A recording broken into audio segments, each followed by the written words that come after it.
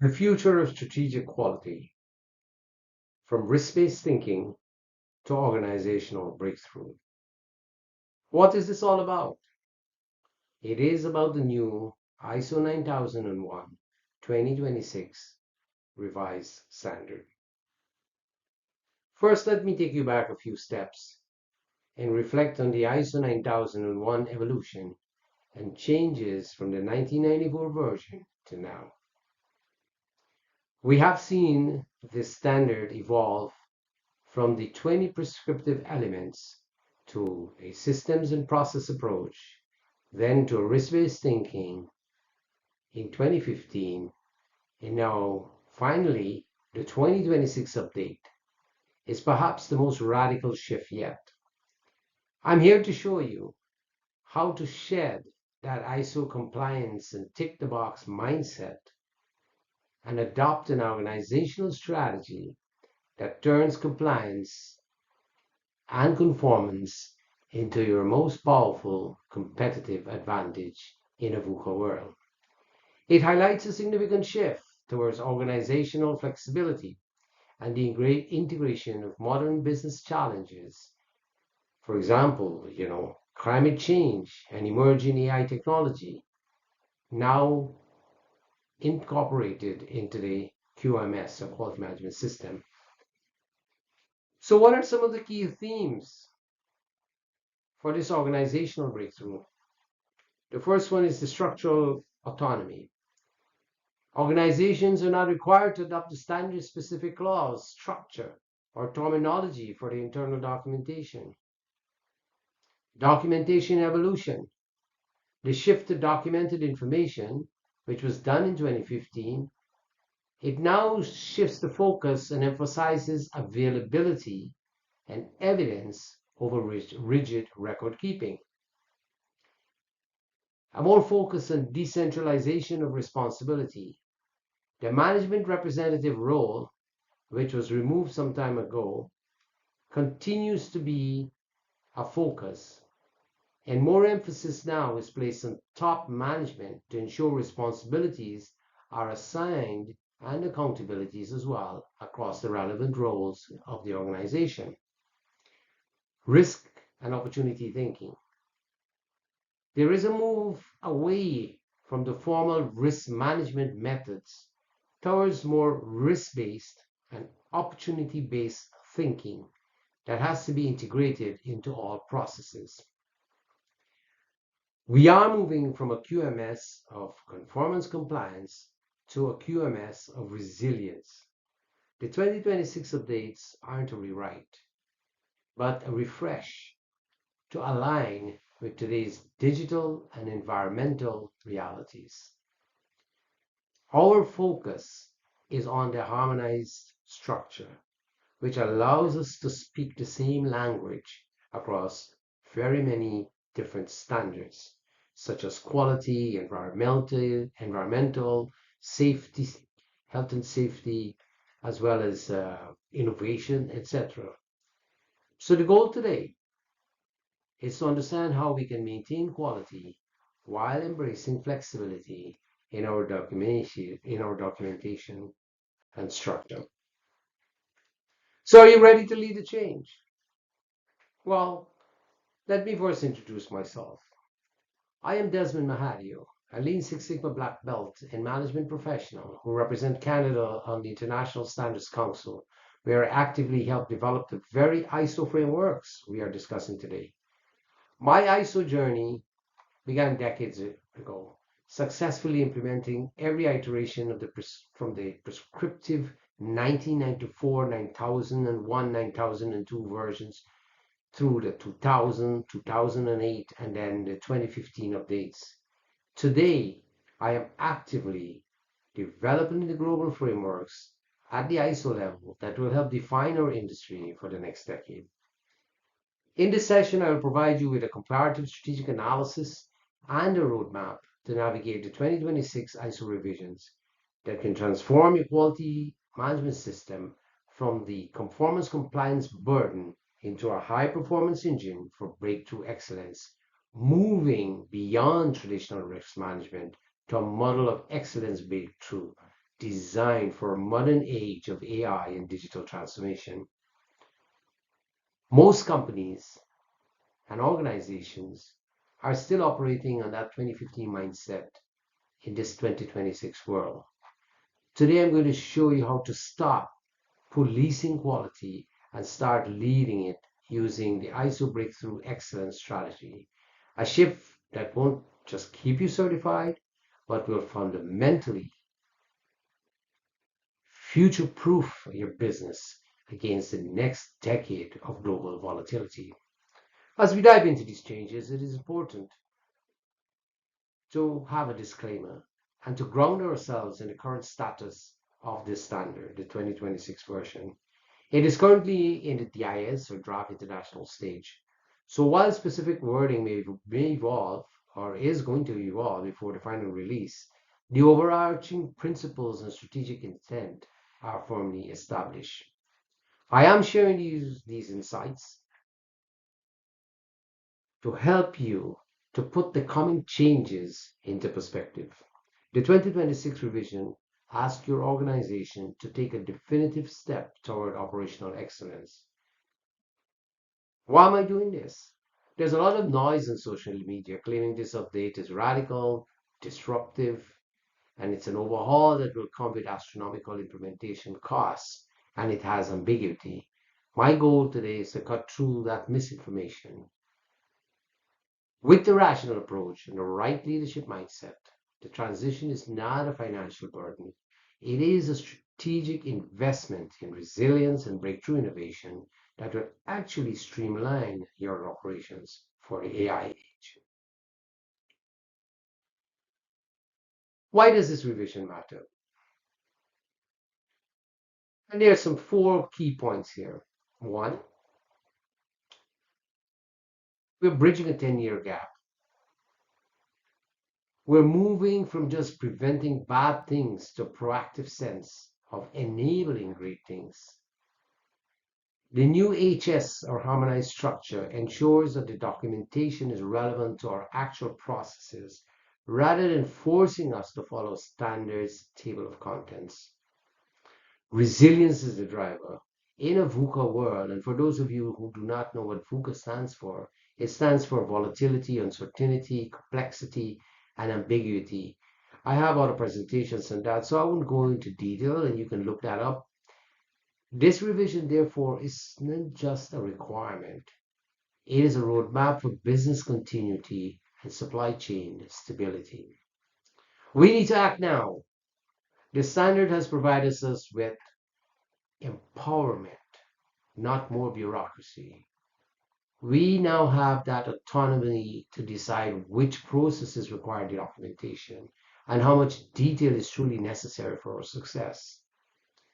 Cementing quality is a shared responsibility. This is something over the last 2, 3 decades that I've been in quality.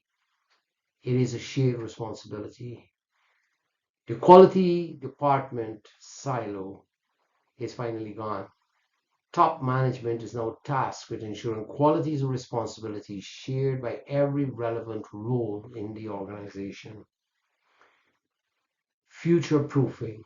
By integrating climate change and assessing the impact, as well as emerging technology risks such as AI, we aren't just meeting the standard, we are securing our future. Sustainability. This is perhaps one of the most significant pivots in the 2026 version, the formal integration of climate change into the heart of our QMS. This revision provides us with a shifting context. The 4.1 clause isn't just about environmentalism, it's a mandatory requirement to evaluate if climate change is a relevant issue that affects our ability to deliver quality. Customer-centric sustainability. We must determine if climate-related factors like extreme weather, for example, or resource scarcity will impact our capacity to consistently provide products and services that meet customer requirements. Supply chain resilience. It requires a risk perspective. We need to assess environmental impacts on the logistics, like shipping, air freight, service delivery, ensuring we just don't react to disruptions, but we plan for them. We need to go beyond conformance and compliance. This mandate is aligning our QMS with statutory and regulatory requirement, moving us toward a more ethical and long-term business strategy. Strategic viability. Ultimately, it is all about the ability to continue our business, as we call it, business continuity. By applying this risk-based thinking to climate factors, we ensure long-term viability in an increasingly unpredictable global market. So clause 4.1 isn't just a green box to tick, it's a strategic shield. We're using the 2026 revision to ensure that environmental shifts don't become business failures, but rather opportunities for a more resilient and reliable operation. Humanizing the system.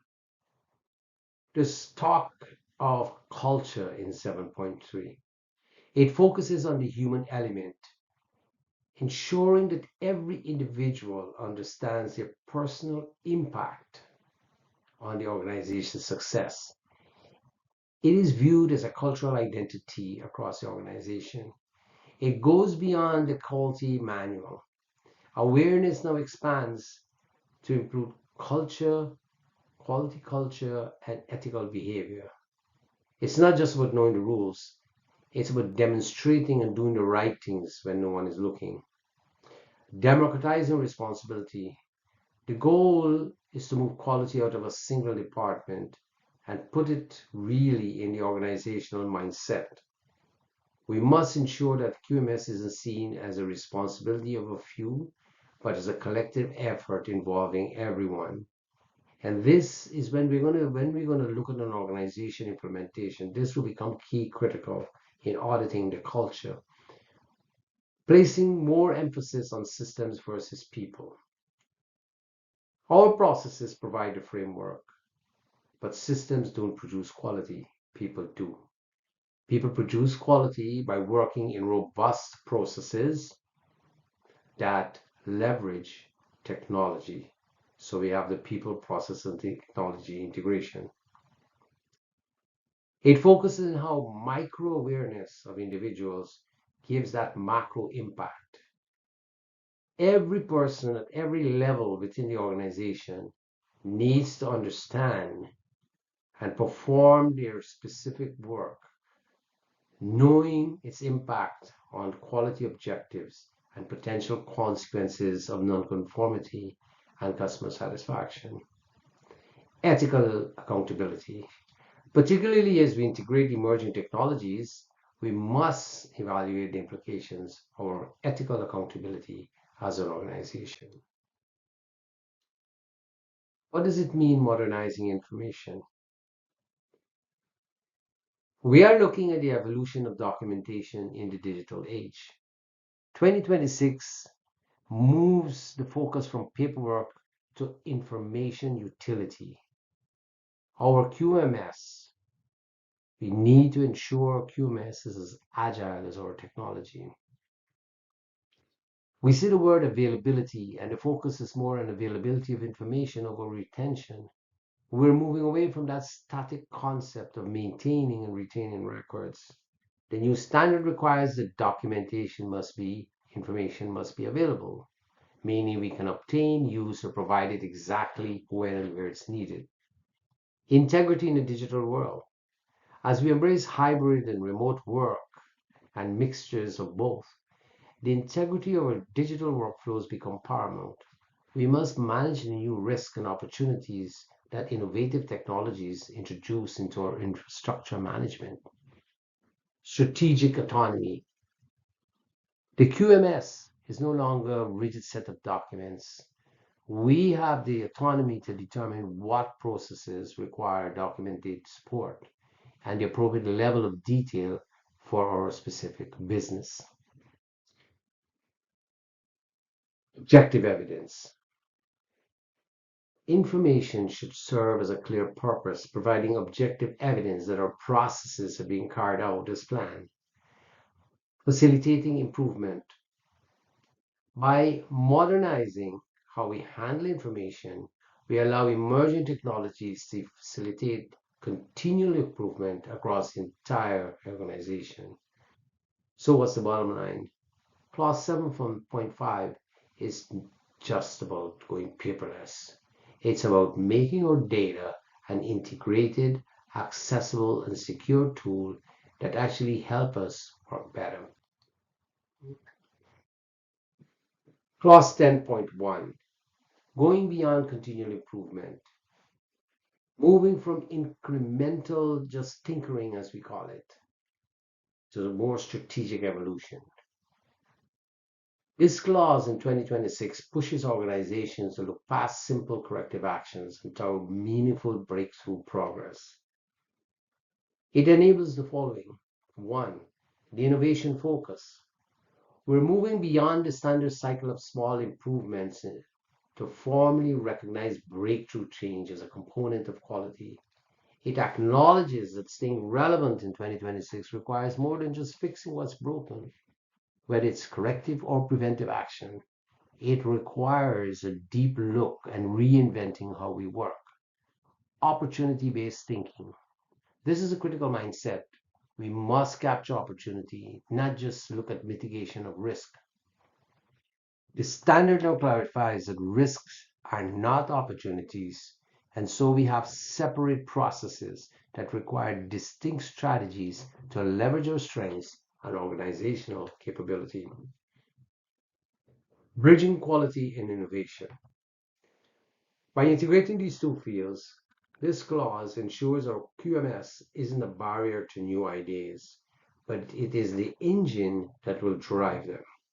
Emerging technology is specifically cited as a catalyst that can facilitate this continual improvement and reshape our quality system. Smart non-conformity management. Instead of demanding a corrective action for every minor hiccup, the organization now has the strategic autonomy to decide which issues require action and which fit within acceptable limits of recurrence. So, Clause 10, the aim is to transform the QMS from a defensive shield into an offensive tool. Note we're not talking about preventive and corrective. This is a different term, a different way of looking at it. We aren't just surviving through the 2020s. We're using our quality data to find the breakthrough moments that will define our success in 2030. I threw this slide in because over the last 2, 3 decades, we saw attitudes change. But in most cases, most companies are still in the policing mode. The cultural evolution required for the 2026 transition is moving and eliminating this culture of policing, as I call it, to one of purposeful leadership. It is more important now than ever, and by the structure, it enables us to shift enforcement to leadership. The core takeaway is a transition from this ISO police behaviors, which are more audit focused, rigid, and fear based, toward an ISO Jedi approach, as I call it, that is strategy focused, agile, and purpose driven. The decentralization of responsibility helps to enable this. Top management must ensure that QMS responsibilities are assigned and that quality is not seen as a burden of a few enforcers.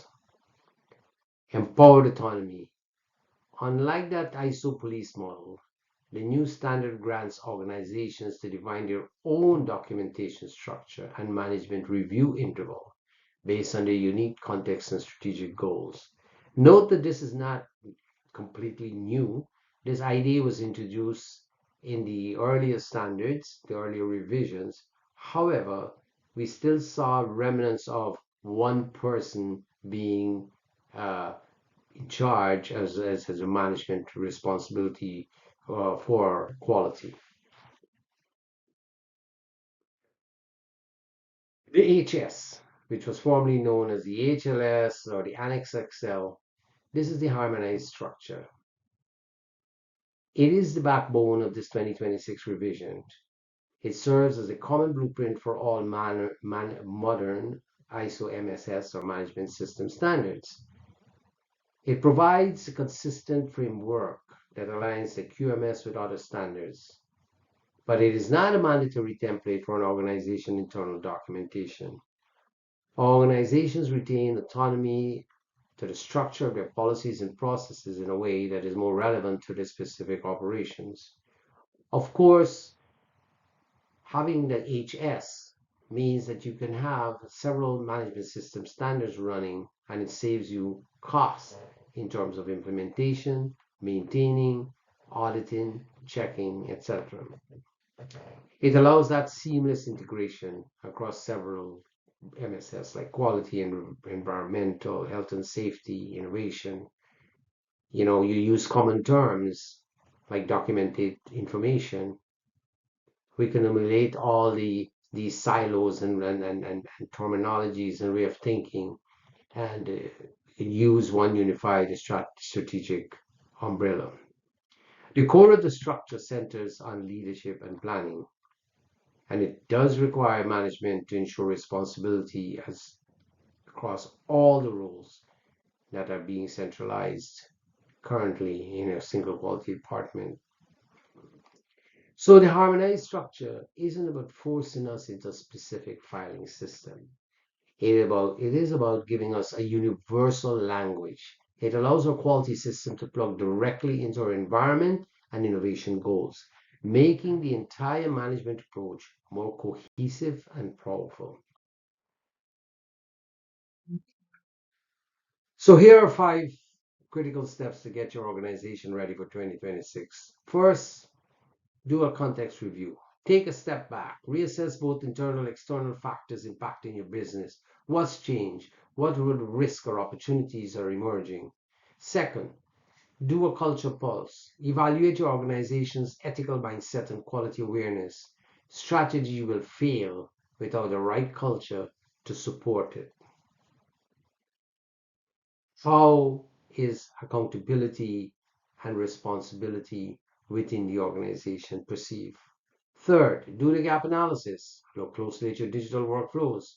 What are the inefficiencies? Where are you falling behind? Fourth, do an opportunity workshop. Bring all your stakeholders together. This is where alignment happens and breakthrough ideas are created. And finally, have your leadership alignment. Ensure quality is not just operational, but positioned as a strategic priority at the top. These 5 steps create a clear path from assessment to action. So we have quality as a strategy. The 2026 revision is your invitation to lead. We are moving beyond just managing risks to architecting the next era of organizational excellence and breakthrough innovation. So, are you ready? Let us recap the main points. What are the requirement changes to 2026? 1. We have formally adopted a harmonized structure which replaces the old HLS. And we have climate change integration, clauses 4.1 and 4.2.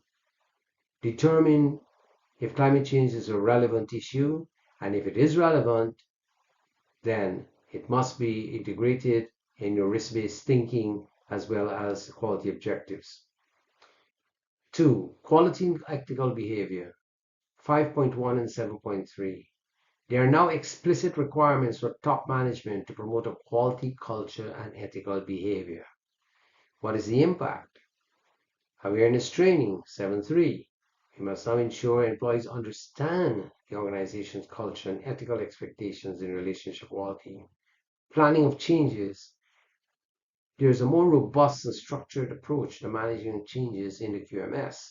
Organization must plan how the effectiveness of a change will be verified and evaluated after implementation. So before we even do the change, we need to think of how we will prove that the change was effective. Refined risk and opportunity management, clause 6.1. These are now separate, and we need to manage them by managing risk and pursuing opportunities. It's more explicit link between these actions and the achievement of our objectives. The digital transformation and technology. There's an increased emphasis on the role of emerging technologies such as AI, data analytics, and automation in maintaining quality and managing risk. Your infrastructure requirements must now extend to risk associated with things such as hybrid remote work or a combination of that, as well as use of digital tools. The transition timeline. The publication for the 2026 standard is targeted from sometime between September to November 2026. And organizations will likely have a 3-year transition period to upgrade their certification, making the final deadline approximately late 2029. So what are some of the main points of this whole thing? We see the renewed emphasis on quality not being a department, but more of an organizational culture and ethical commitment. And it is a requirement by the new standard. Climate change and technology are now formal factors in context or your business context. They are not just outside considerations. In transitioning towards the 2026 standard, our priorities ensuring that QMS supports a strategic direction rather than just ticking the boxes. The 2026 transition is more than a certification update. It is a complete reimagining of how quality drives business value in a complex world. As a subject matter expert, SME representing Canada on the ISO International Standards Council, I just don't, teach the standard or present it in webinars. I have built the frameworks that define it. Whether you need to integrate climate resilience into clause 4.1 or shift your organization mindset from enforcement to the kind of what I call our Jedi type leadership, I provide a Lean Six Sigma and SME expertise to ensure your QMS is agile, ethical, and breakthrough ready. Let's move beyond the era of preventing bad things and partner together to architect a quality system that just doesn't meet the 2026 standard, but defines your industry's future. Are you ready? Then let us do this. Would you like me to schedule a 15-minute consultation to identify the 3 biggest readiness gaps in your current system? Please drop your comments below and I will respond. Thank you very much for listening and stay tuned for more short reels that will hit specific areas of this standard as it evolves. Thank you.